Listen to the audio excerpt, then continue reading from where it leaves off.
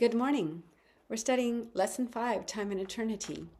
And we have learned the source of all the gifts that we are given and how we need to be diligent and vigilant because time is short. The enemy knows that, but we should too. Now, on Tuesday, resources made useful. So we are all given some kind of talents or resources and opportunities.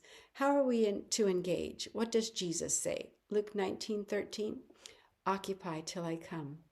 That means that every opportunity, every gift, every blessing, every talent is to be used for his glory. We are to occupy. We are not to bury our talents and opportunities. We are not to shun them.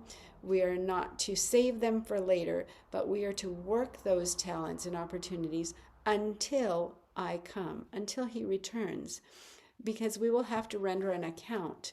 He will examine our use of every opportunity. God gives us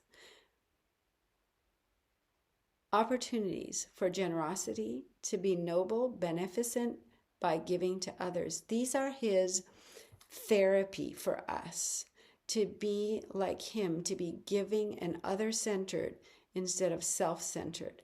He measures us not by the amount of wealth and assets that we acquire, but spiritual attainments. Have we developed a character like Jesus? You know, there's another important point brought out here in that we don't find Jesus teaching his disciples to engage in any type of amusement. Amusement is different from recreation. If you even just listen to the word, recreation is recreation. It's a reboot of the system of the mind. It offers rest and a change of focus so that the mind can de-stress and recalibrate and the physical body can be refreshed. So all of our powers, all of our abilities, the strength that we are given, the mental, the physical, the muscular strength, the social powers that we have, all must be enlisted to honor God because we have a high and holy calling. We have a lesson to learn from King Solomon here as well.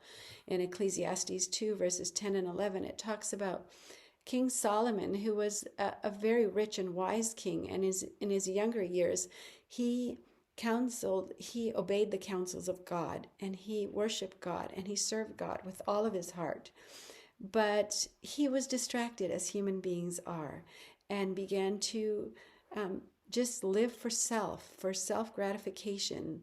And he even himself, he admits that he denied no pleasure, no desire, no self-gratification was denied himself. Whatever he wanted, he got it. But at the end, he made a conclusion. And this is what he says: I looked at the work of my hands and the labor of my hands, of my life, what I've done with my life. And behold, it was all vanity and vexation of spirit. And there was no profit under the sun. What is vexation of spirit? He had anxiety, he had depression, he had distress, he had a broken and dysfunctional family, so much stress in his life because his focus was self-gratification rather than the life that he had in the beginning, which was consulting constantly with God and his word to make the choices that will honor him and be a blessing to humanity. So there's so much in this world to distract us. 1,000 topics invite our attention.